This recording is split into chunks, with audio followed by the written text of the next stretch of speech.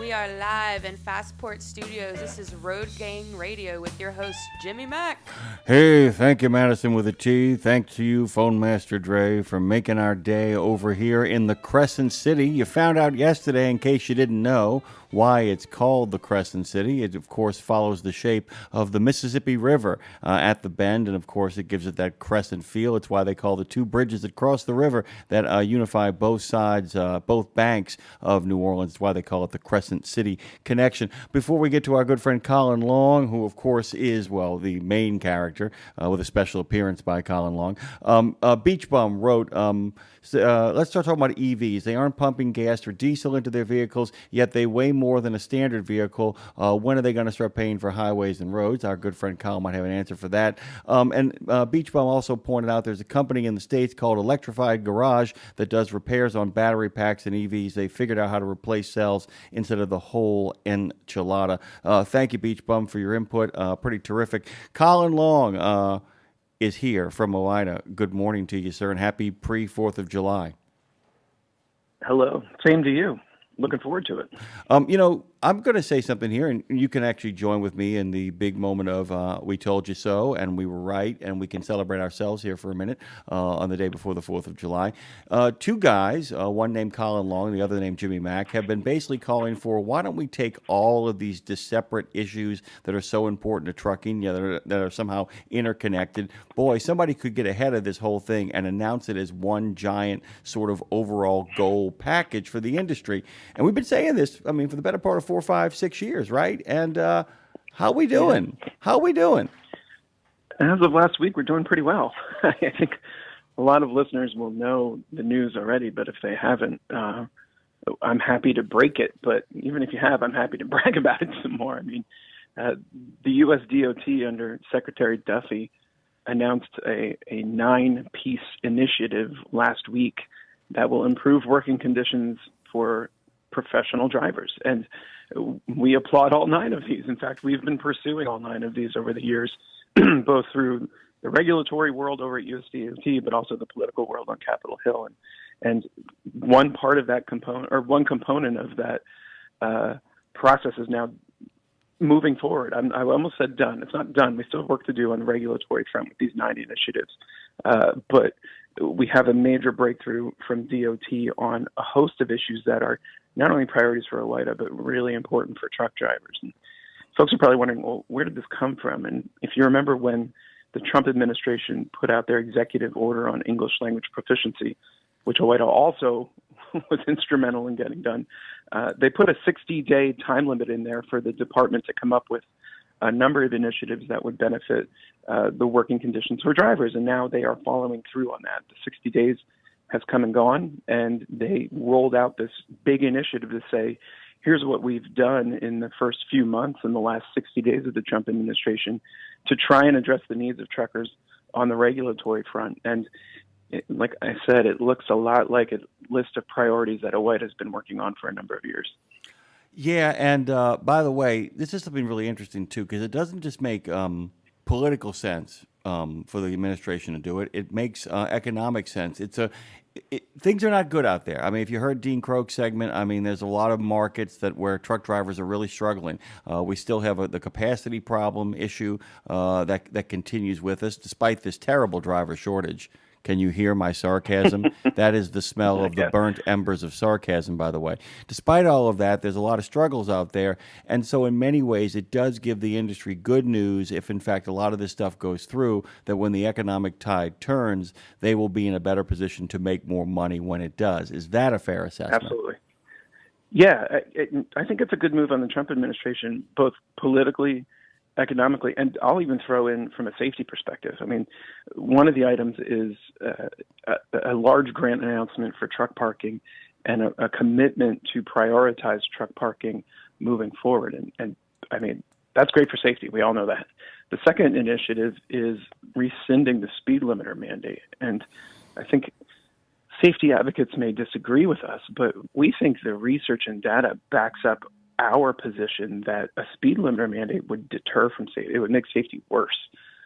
Speed differentials are not something we want on our roads. So we look at this initiative and we see a lot of good stuff in there from an economic standpoint and from a safety standpoint. And we think, we always say on Capitol Hill, whether it be to administration officials who are working on the regulatory side or to elected officials who are working on the legislative side, we always say you can kill multiple birds with one stone in trucking if you listen to the drivers.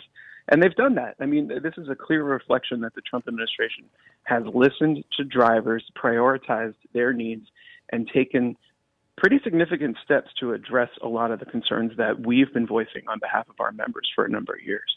I have a tough question. This is a tough question, and you Sure. might not be able to answer it. But in some degree, they have onboarded a lot of novices, a lot of neophytes in a lot of the departments they have. There's a lot of people who are getting their first crack at the title in regards to Washington D.C. A lot of new faces, Sure. and a lot of folks who, I'm going to say it, don't know what they do. And now a lot of them will be the first to tell you, hey, man, catch us up to speed.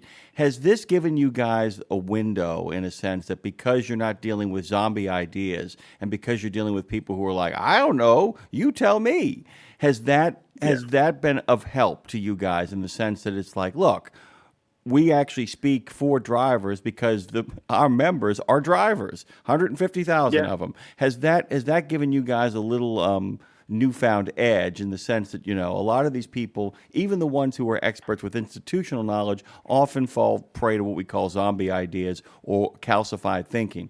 Has their ignorance, and I mean that in the most neutral way of that word, not a negative way, has their ignorance allowed you guys room to kind of educate folks on where drivers are and where they need to be? Yeah, I think so. And I'm going to unlock this in a couple of ways.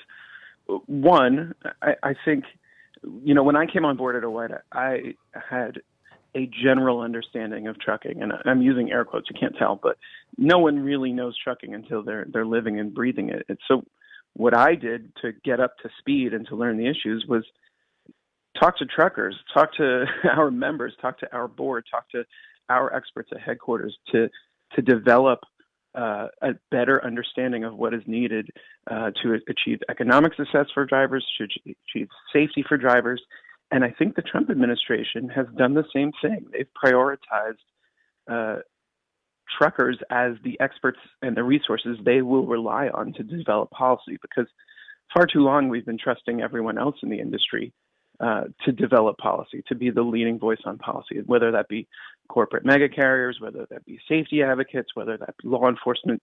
Now I think we see a pivot to prioritizing the needs and opportunities for truckers. And I think that's certainly something we applaud at OOIDA, and I think it's showing that it's working.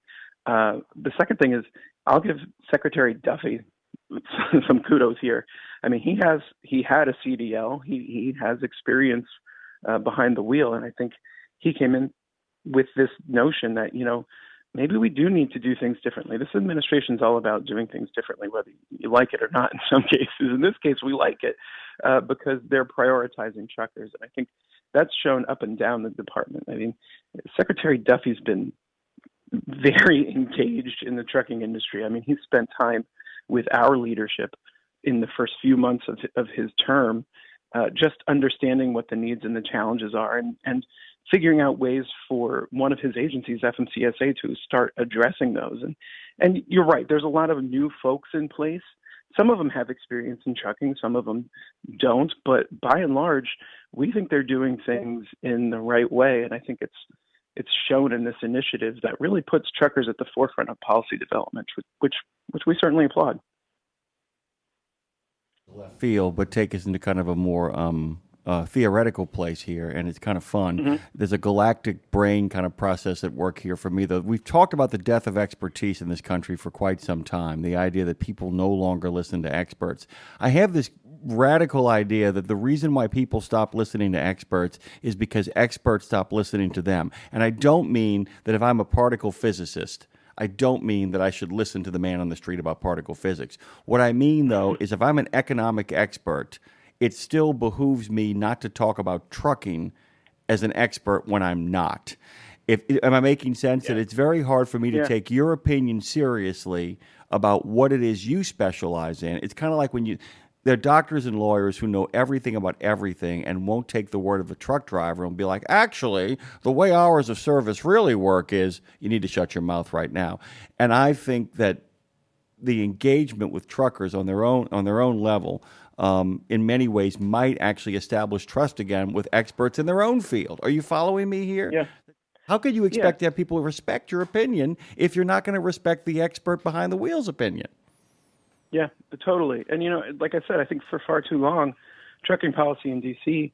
has been shaped by folks representing shareholders at corporations, folks representing safety advocacy groups whose membership have compelling stories, but frankly have never operated a heavy vehicle. And as a result, we've seen a regulatory onslaught. I mean, the ELD mandate is a great example. Corporate trucking wants ELDs. Safety advocates want ELDs. They cast it as a great safety device. Crash rates continue to go in the wrong direction, in the wrong direction. Now, several years into the ELD mandate, and we were the ones saying these aren't safety devices.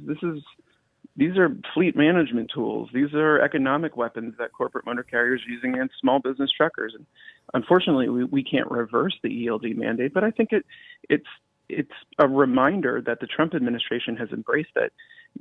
We can't just depend on shareholders, safety advocates, and even law enforcement. Sorry, guys, I'm saying it, but even law enforcement to develop trucking policies without having the input of truckers. And that would just put us on an even playing field. I think the Trump administration has gone farther and said, let's treat truckers as the experts they are. No one knows the roads better. No one knows the operation of the vehicle better. No one knows the limitations of technology better than the truckers who are using this stuff. And that's being demonstrated now with real concrete action coming out of the department. I mean, this initiative with the 9 items is like a wish list for OOIDA and for our members, and we're thrilled by it. And this will probably start a broader conversation, but the work isn't done with this. We can't rest on our laurels on this one. There's still a lot to be done, both on the regulatory front, but these are goals and objectives. Some of this stuff is really close to completion, but there's a lot of stuff that's there that they're saying the right things about that has a lot of stuff that it has to go through to get where it needs to get to, correct? Absolutely. There's a lot of process left. And, the speed limiter mandate's a great one. We're certainly bragging a lot about the Trump administration withdrawing that speed limiter mandate, but that doesn't mean a future administration can't come back and revive it. So there's still work to be done on Capitol Hill on the speed limiter issue to pass legislation that ensures future administrations, no matter what they look like, don't bring back that speed limiter mandate because it's bad for safety. So bravo to the administration for launching these 9 initiatives. They will undoubtedly move things in the right direction for truckers. But we can't just say, all right, we won. Now we can sit back and focus on other things. We have to keep working on these issues. And unfortunately, a lot of them still need action from Congress, which has become extremely difficult. But even on that front, I think the Trump administration stepping out and prioritizing truckers enhances our opportunities on Capitol Hill because it really sets the tone for the Republican majorities in the House and the Senate to start getting in line on prioritizing truckers' needs and treating truckers like the experts they are. Yeah, and the other thing is, too, you've already got a number of people on the other side of the aisle on your side, so the people in the Republican Party, with the exception of maybe Representative Massey, if Trump says jump, most of them say how high. There are a few people out there, holding their own ideological thing and have proven in elections they can withstand the onslaught, but most of them are like, no. What did he say? I'm going to do exactly that thing. This is also, I'm going to both praise them and give them a little bit of criticism. You ain't got to get involved in this at all. You love everybody. Sure. OOIDA loves everybody. I'm hoping what the Trump administration does is use what's going on at the DOT as an example for how to do everything else, because that, caring more about the shareholders than the people who actually are in the field doing the thing is something they do in other places and other departments. But here they've kind of flipped the script, and that's a really positive thing. And maybe if there's some Absolutely. success at the end of this, they'll say, hey, you know what? Maybe we should start listening to people across the board, because right now they are listening to truckers and the men and women who drive those trucks. And if in fact they learn that lesson, it's amazing how much praise and Ave's vehement, and those folks over there love that. But if they can get it, man, it might be a model for how to run the rest of the government as far as their model of what populism is. I mean, you could make a case for it. You could make a case. Yeah, absolutely. Yeah. I mean, it's a good test run, and I think they're going to start seeing that truckers respond very well to this initiative. I mean, go down the list: truck parking, speed limiters, hours of service flexibility, data queue reform, national consumer complaint database updating, driver resources page being worked on, double brokering being. I mean, it's a laundry list of things truckers have been asking for action on for a number of years, and here they are putting them all into one package and rolling it out. And don't get me wrong, though. I mean, there's still work to be done on the regulatory front. One thing that is not in this package that we will continue to work on is broker transparency. And I think having the Trump administration reopen that public comment period when they took control in January was a great indication that they are taking broker transparency seriously. I also think it was an indication that when this initiative, this package was rolled out last week, it probably was done too soon to have broker transparency on the list. But that's something we're going to continue pushing for because we think we have a receptive audience at DOT to help us out because, our members are making the case, we have a lot of the lack of broker transparency is biting us. And when times are tough economically, we certainly want to take steps to improve conditions for drivers. And how is transparency not something that will improve conditions for drivers? So great on those 9 initiatives, but I don't want to be the downer, but I'm going to. There's still work to be done. We still have to convince this administration you have to a take partner. Meaningful steps on things like broker transparency. Yes, we have a partner. Perfect. That's the thing. You have what is it? The finish. Okay, so the way I kind of think about this, and so recently we've added some programming to Radio Nemo. On Tuesdays, Thursdays, and Fridays, we have a little podcast that's not little at all that actually shows up in many ways. We still have a lot of work to do over here as we launch this new platform, but suddenly folks have shown up who can actually help us get further down the road. This is the exact same kind of situation where you're not fighting the uphill battle anymore, and even if you are, somebody's actually gotten behind the rock with you and help you push it up, and they've got some pretty big, strong muscles because they sit at the center of power on Capitol Hill, right? Right. Absolutely. I mean, I think partner is the key term, and we have what's turning out to be a very reliable partner at the Department of Transportation in Secretary Duffy. We're going to have an administrator soon, Derek Bars. That's going to be another great partner at FMCSA to work on some of these issues too. So yes, things are moving in the right direction. We still have several years of this administration to get even more done, but I don't want to get too ahead of myself because I do want to keep the focus on the fact that this initiative that they rolled out last week is really awesome. There's a lot of really good stuff in it. I want to make sure truckers know that OOIDA did a lot of the legwork to get this done. I mean, we don't brag often at OOIDA. Unfortunately, that's because, it takes forever to get a lot of things done to brag about. But here we have a package of 9 items, and 8 of them are things we have directly lobbied for, both within the administration and on Capitol Hill. And here they are moving forward. It's a pretty significant moment for OOIDA, but it's a huge moment for truckers because this is kind of a breakthrough. I mean, we've been trying to bury speed limiters for years. We are now much closer to doing that. We've been trying to break through on truck parking for years. Now we can go to Capitol Hill and say, see, the administration is prioritizing truck parking. It's safe to get in the water on this one. Yeah, you can go sit in front of a Republican congressman and say, do you really want to oppose the president on this? How's your district looking, by the way? How's your swing district looking? How you doing there, pal? Maybe you could give us a little hand, and we can give you a hand too. By the way, for those who are fans of Lord of the Rings, the best equivalency is the Rohirrim have arrived at Pelennor Fields. The battle ain't over, but it's certainly I'll looking. trust you on that. It's certainly looking a lot better. Basically, it's the nerd version of the cavalry. That's what we're talking about. That's really, when all the horses come down the hill, right? That's right. That's both at Right. that's two separate battles. Yeah, that's the one at Minas Tirith, but it's also the one at Helm's Deep. Yeah, the dudes, the badass dudes on the horses have shown up, and they're basically charging into the opposition at this point. That's where we're at. We ain't done yet, but guess what, man? Everybody suddenly goes, "Oh, thank mother of pearl, we're not alone anymore." It's kind of like holding things off. It's like holding the line forever and ever, and wondering how long you can hold out, and then all of a sudden, the tanks, the horses, the guns, and what is it? The enemy of my enemy is often worth a box of ammunition, as I like to say. Yeah. It's funny too because this whole package is literally. And I want to point this out to all of our listeners. You and I have been doing this 3-4 years now, and this whole package. Well, it feels longer, doesn't it? It's like no, it's actually maybe a little bit longer than that too. I have no sense of time and space anymore. It's all left me. But basically, we could take the items on this list, and it has been the show. This is the show. This is our segment laid out in one giant package. So this segment ends today. Totally. No, that's the end of it. Oh, no. It certainly does not. But there's plenty more to do. But at least now it's like your concerns are our concerns, and let's get there together is really the big message here now, right?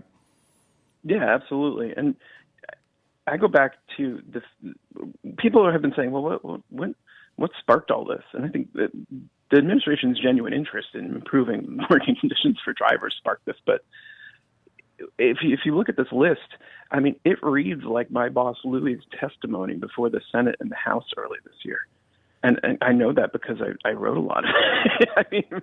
These items are all things he addressed before senators and before representatives, and certainly the administration was watching that testimony and reading it closely, and it kind of gave them a playbook. And I don't want to take credit away from the administration on this, but partnership is the key term because we certainly played a role in this at OOIDA. We've been lobbying for these issues forever, and I think this year we saw an even better opportunity by having Louie testify before both a Senate committee and a House committee to talk about these issues. And now here we are several months later with the administration saying that Louie guy makes a lot of sense. Here's what we're going to do to address the needs.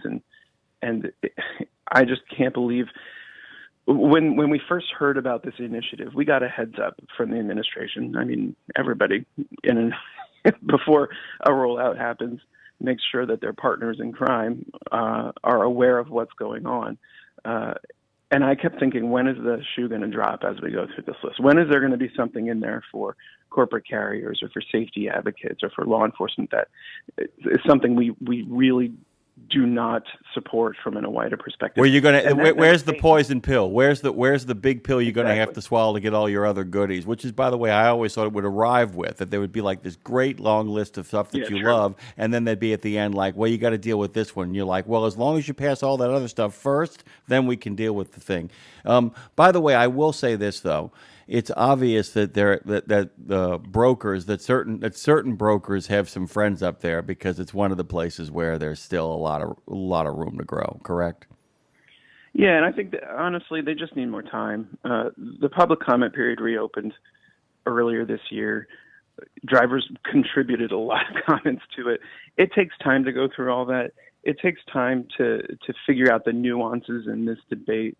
But we've got 3 more years to keep the pressure on this administration to deliver a victory on broker transparency as well. But, we look at this list and we think, there's good stuff in there for brokers. There's good stuff in there for large carriers who are represented by groups like ATA. But really, for a small business trucker, that list is pretty awesome. And we're pretty proud of the fact that we clearly played a role in getting it done. And not only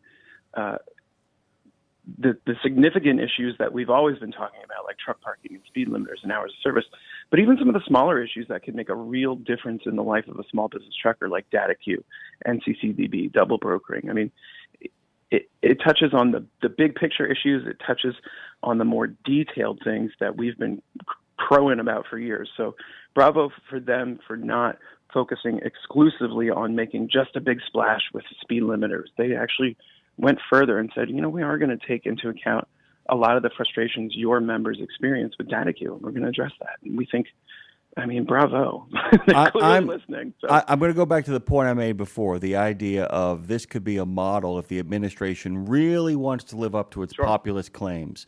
This policy is, of all the policies they have in a lot of the other departments, is maybe the most pro-small business policies that they have in any other department. Nothing comes close to this. And this, in many ways, because of the specificity of how it is directly targeted to owner-operators and people who make their living as independent contractors, could become a model to say, how can we replicate the same situation in other departments and in other areas in regards to the economy? Because this really does empower, forget about trucking for a second, small business owners, correct? Yeah, absolutely. I think you hit the nail on the head, and I think the beauty of it is that their mandate was to improve working conditions for professional drivers. And I think they've probably discovered, or they knew all along, that a lot of professional drivers are also small business owner-operators. And you can kill two birds with one stone on that front, too, because what's good for the men and the women making their living behind the wheel is often really good for the small businesses in trucking, which is something we've been saying all along. And small businesses still are a lion's share of the trucking industry, over 96%. So if you start addressing the needs of professional drivers, lo and behold, you start improving conditions for the small businesses out there who make up most of the industry. So they've done a really good job of covering a lot of ground with what are pretty straightforward initiatives. Hours of service.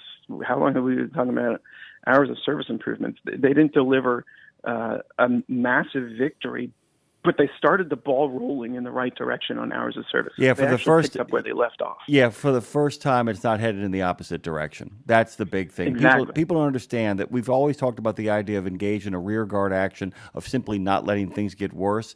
Even if it's incremental, the idea that the line ticked in the other direction as opposed to just holding the line. Collin, we're out of time. Yep. What are you doing for 4th of July? Quick, go. I stay in D.C. There's no better place to be on the 4th than D.C., believe it or not. So I'm going to be here partying. Well, I don't know. I think it's a pretty terrific place to be in there. After all, by the way, guys, bad news for everybody. Washington, D.C. has been part of America long before the city of New Orleans. I'll tell you that right now. Thank you, Collin Long. Good talking to you, man. Thank you. Guys, I'll talk to you next week. Fightingfortruckers.com, OOIDA.org, all those wonderful groovy places you should head on over to.